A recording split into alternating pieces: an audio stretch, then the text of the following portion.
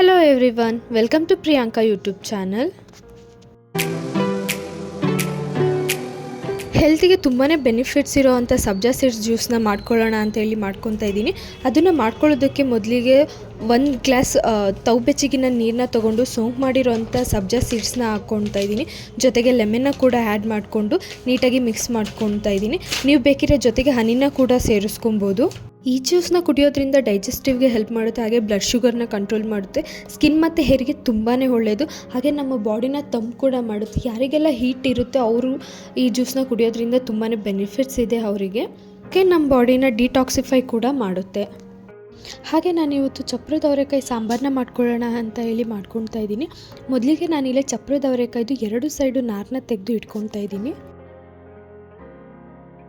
ಇದಾದ ನಂತರ ಮೊದಲಿಗೆ ಮಸಾಲೆನ ರುಬ್ಕೊಳ್ಳೋಣ ಅಂತ ಹೇಳಿ ಮಸಾಲೆಗೆ ರೆಡಿ ಮಾಡ್ಕೊತಾ ಇದ್ದೀನಿ. ನಾನಿಲ್ಲಿ ಮಸಾಲೆಗೆ ಟೊಮೊಟೊ ಹಾಗೆ ಕಾಯಿ ಕಡಲೆನ ತೊಗೊಂಡಿದ್ದೀನಿ. ಜೊತೆಗೆ ಖಾರದ ಪುಡಿ ಕೂಡ ಹಾಕ್ಕೊತಾ ಇದ್ದೀನಿ. ಸಾಂಬಾರು ಪುಡಿನ ಹಾಕ್ಕೊಳ್ಳಿ, ನಿಮಗೆ ರುಚಿಗೆ ಎಷ್ಟು ಬೇಕಾಗುತ್ತೋ ಅಷ್ಟನ್ನು ಸಾಂಬಾರು ಪೌಡರ್ ಹಾಕ್ಕೊಳ್ಳಿ. ಹಾಗೆ ಒಂದು ಕುಕ್ಕರ್ನ ತೊಗೊಂಡು ಅದಕ್ಕೆ 1 ಕಪ್ ಬೇಳೆನ ಹಾಕ್ಕೊಂಡಿದ್ದೀನಿ. ಹಾಗೆ ಹೆಚ್ಚಿಟ್ಕೊಂಡಿರೋ ಅಂಥ ಈರುಳ್ಳಿ ಮತ್ತು ಟೊಮೊಟೊನ ಕೂಡ ಆ್ಯಡ್ ಮಾಡ್ಕೊಂಡಿದ್ದೀನಿ.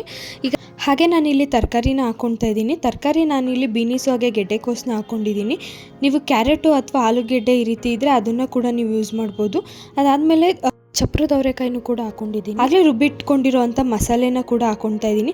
ಮಸಾಲೆ ಹಾಕಾದ್ಮೇಲೆ ನಮಗೆ ಎಷ್ಟು ಸಾಂಬಾರಿಗೆ ನೀರು ಬೇಕಾಗುತ್ತೋ ಅಷ್ಟು ನೀರನ್ನ ಹಾಕಿ, ರುಚಿಗೆ ತಕ್ಕಷ್ಟು ಉಪ್ಪನ್ನ ಹಾಕಿ, ಹಾಗೆ 1 ಸ್ಪೂನಷ್ಟು ಆಯಿಲ್ನ ಕೂಡ ಹಾಕಿ ಸಾಂಬಾರನ್ನ ನೀಟಾಗಿ ಮಿಕ್ಸ್ ಮಾಡಿ ಲಿಡ್ನ ಕ್ಲೋಸ್ ಮಾಡಿ ನಾನು ಇದನ್ನು ಬೇಯೋದಕ್ಕೆ ಇಟ್ಕೊತಾ ಇದ್ದೀನಿ.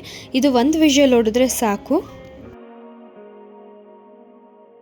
ಸಾಂಬಾರು ವಿಜಿಲ್ ಬಿಟ್ಮೇಲೆ ನಾನಿಲ್ಲಿ ಒಗ್ಗರಣೆಗೆ ಈರುಳ್ಳಿ, ಕರಿಬೇವು, ಮೆಣಸಿನ್ಕಾಯಿ ಹಾಗೆ ಸಾಸಿವೆನ ಹಾಕ್ಕೊತಾ ಇದ್ದೀನಿ. ಒಂದು ಪ್ಯಾನಿಗೆ ಎಣ್ಣೆನ ಇಟ್ಕೊಂಡು ಸ್ವಲ್ಪ ಸಾಸಿವೆ ಸಿಡಿದ್ಮೇಲೆ ಈರುಳ್ಳಿ, ಮೆಣಸಿನ್ಕಾಯಿ, ಕರಿಬೇವನ್ನ ಹಾಕಿ ಚೆನ್ನಾಗಿ ಬಾಡಿಸ್ಕೋಬೇಕು. ಈರುಳ್ಳಿ ಕಲರ್ ಚೇಂಜ್ ಆಗೋವರೆಗೂ ಬಾಡಿಸ್ಕೋಬೇಕು.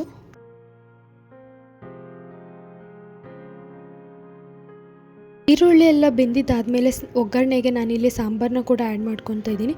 ಸಾಂಬಾರನ್ನ ಆಗೋದ್ರಿಂದ ಒಗ್ಗರಣೆ ಒಳ್ಳೆ ಟೇಸ್ಟ್ ಬರುತ್ತೆ. ಹಾಗಾಗಿ ಒಗ್ಗರಣೆ ಎಲ್ಲ ಆದಮೇಲೆ ಅದನ್ನು ಸಾಂಬಾರಿಗೆ ಹಾಕ್ಕೊಂಡು ನೀಟಾಗಿ ಮಿಕ್ಸ್ ಮಾಡಿ 2 ನಿಮಿಷ ಸಾಂಬಾರನ್ನ ಮಳ್ಳಿಸ್ಕೊಂಡ್ರೆ ಚಪ್ರದ ಅವರೆಕಾಯಿ ಸಾಂಬಾರು ರೆಡಿ ಆಗುತ್ತೆ. ನಿಮಗೆ ಈ ವಿಡಿಯೋ ಇಷ್ಟ ಆಗಿದರೆ, ಹಾಗೆ ನೀವೇನಾದ್ರು ಫಸ್ಟ್ ಟೈಮ್ ನನ್ನ ಚಾನಲ್ನ ನೋಡ್ತಾ ಇದ್ದರೆ ಸಬ್ಸ್ಕ್ರೈಬ್ ಮಾಡಿ ಸಪೋರ್ಟ್ ಮಾಡಿ. Thank you.